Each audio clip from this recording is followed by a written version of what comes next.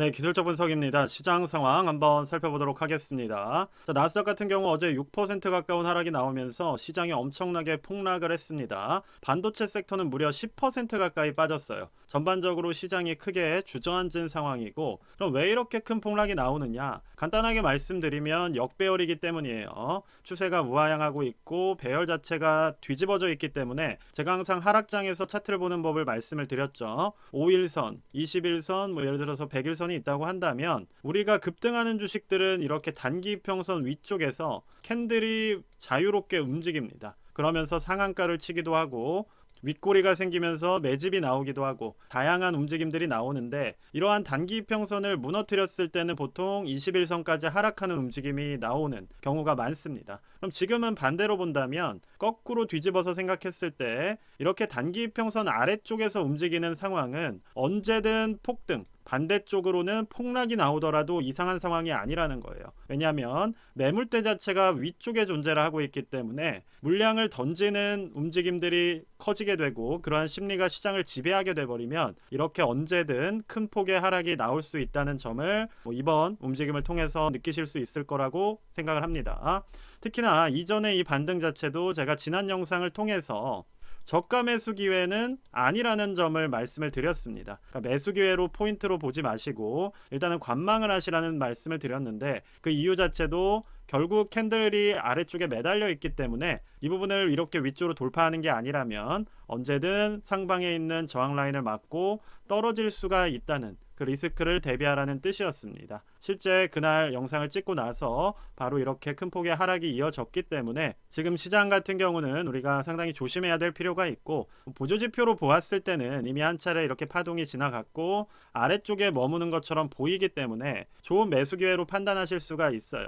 그렇게 물론 움직이는 경우도 있긴 하지만 지금은 1파동이 끝나고 첫 번째 반등 자체의 높이도 그렇게 크지 않을 만큼 매수세가 강하게 들어오는 시장이 아닙니다. 그러니까 보통 이전 같으면 이렇게 큰 폭의 조정이 나오더라도 V자 반등이 절반 이상 위치까지 올려주면서 다시 투심을 이어가는 모습들이 나오곤 했는데, 지금 같은 경우는 1차 하락 파동이 길게 나왔음에도 반등 자체가 약하게 나왔다는 거예요. 그럼 이거는 위쪽에서 누르는 매물들이 많다는 것이고 본전 심리로서 던져버리는 매물 출하가 많이 되고 있기 때문에 상방에 막혀있는 좀 답답한 형국이라고 볼 수가 있을 것 같습니다. 그러한 상황에서 지금 어제 같은 경우는 단기적으로 2차 파동을 마무리하는 반등을 성공시키지 못하고 2차 파동을 하락 파동으로 진행하는 흐름이 나왔다고 봐주시면 될 것 같아요. 자, S&P 500 같은 경우도 동일한 상황입니다. 보시는 것처럼 이렇게 하방으로 떨어지고 있고 충분히 추가적인 하락도 나올 수가 있는 상황이에요. 지금 이렇게 갭하락으로 강하게 떨어지는 상황은 우리가 흔히 말하는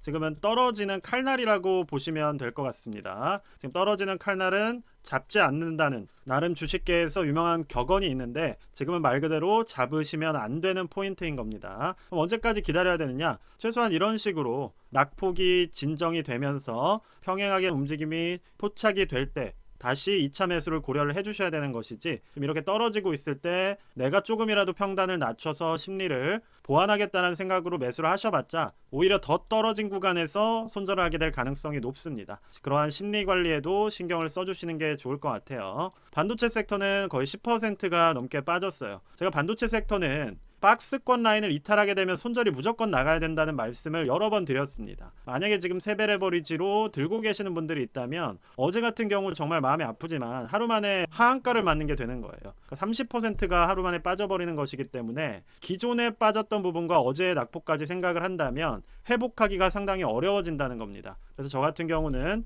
현금을 확보해 놓는 것을 상당히 강조를 드렸던 것이고, 지금 같은 경우는 현금을 확보하신 분들이 있으시더라도 여기서 추가 매수가 들어갈 때는 아니라는 거예요. 어느 정도 하방 파동이 진정이 되고 바닥이 잡히는 모습이 확인이 되었을 때 그때 추가 매수가 들어가야 되는 것이지, 지금은 아직은 시장의 투심 자체가 얼어붙어 있는 상황이기 때문에 반등을 노리는 투자 자체는 여기서 바로 들어가기에는 리스크가 있다는 점 말씀을 드리도록 하겠습니다. 자, 슬로우 스토캐스틱으로 보더라도 지금 뒷값이 하방으로 빠지고 있기 때문에 이런 부분들 고려한다면 적극적인 매수 기회로 보시기에는 어려움이 있을 것 같아요. 지금 선물 같은 경우 보시면 소폭 하락하는 모습이에요.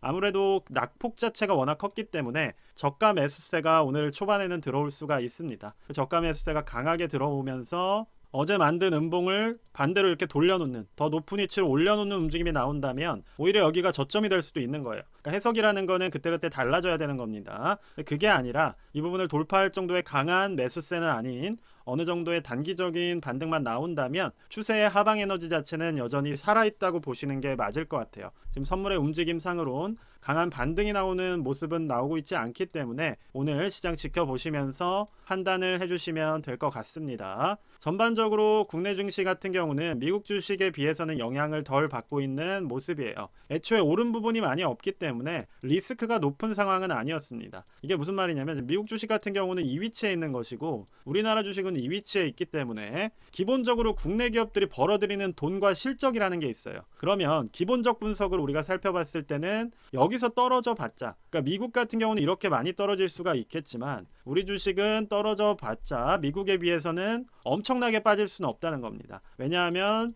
실적이라는 것을 기반으로 주가가 움직이는 것이기 때문에 아무리 미국 시장이 빠진다고 하더라도 우리나라 주식 중에서 돈을 잘 버는 기업들이 있다면 어느 정도 이하까지는 막 떨어지지는 않는다는 거예요. 그래서 오히려 지금은 국내 주식 같은 경우는 하나의 기회가 조만간에 올 수도 있을 거라고 보이기 때문에 국내 주식을 너무 비관적으로만 볼 필요는 없다고 생각이 됩니다. 저는 거듭해서 강조를 드렸던 것처럼 지금의 하락은 채권 수익률과 함께 갈 가능성이 높다는 말씀을 드렸고, 실제 어제 제가 이 200일선 라인 인근에서 방향성을 보시는 게 중요하다라고 설명을 드렸는데 결국에는 방향성을 하방으로 택했기 때문에 이렇게 같이 커플링하면서 폭락이 나오는 움직임이 나온 겁니다. 그러면 이 부분은 어떤 지금 시장 해석이 있는 거냐면, 침체 이슈에 대해서 어느 정도 발생할 수 있다라는 생각을 가지고 있고, 여기에 지금 관세 이슈, 그러니까 무역 장벽이나 관세 이슈 자체도 여기에 영향을 줄 수 있다라고 보는 거예요. 그리고 여기에 더해서 인플레까지도 우려가 된다라고 보고 있겠지만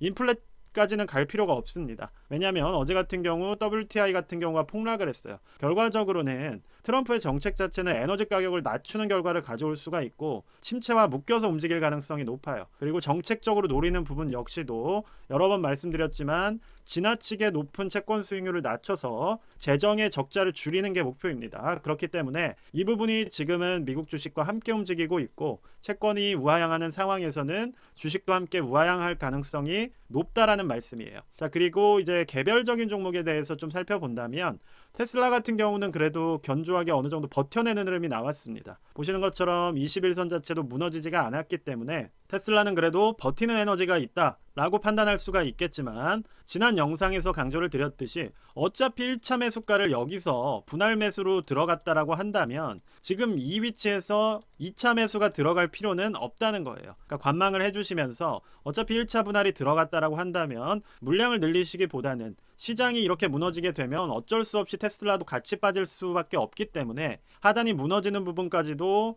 리스크에 대비를 해주시면서 1차 분할 정도의 기회로만 접근을 해주시고 관망을 해주신다면 장기적으로 우리가 정배열을 만들면서 올라서는 상황에서 차라리 더 비싸더라도 이때 물량을 늘리는 게 낫다는 거예요. 지금은 테슬라 같은 경우도 급하게 물량을 늘리려고 할 만한 안전한 포지셔닝은 아니라는 점 설명드리도록 하겠습니다. 자, 팔란티어 같은 경우는 여전히 우하향이 되어 있고 위쪽에 매물대가 존재를 하기 때문에 지금 매수하기에는 위험성이 존재한다는 점, 아이온큐 역시도 200일선 지지라인이 하단에 있기는 하지만 위쪽 매물대가 워낙 두텁기 때문에 즉각적인 매수보다는 지금은 시간 조정을 가져가는 걸 지켜보시면서 관망하는 전략으로 접근해 주시는 게 좋을 것 같습니다. 자, 엔비디아나 이제 반도체 섹터 같은 경우는 어제 워낙 큰 폭의 하락이 나왔기 때문에 계속 우하향하고 있는 상황에서는 우리가 매수를 하기보다는 저가 매수의 기회를 잡더라도 이평선 라인이라도 평행해지는 혹은 우상향하는 흐름을 확인하시면서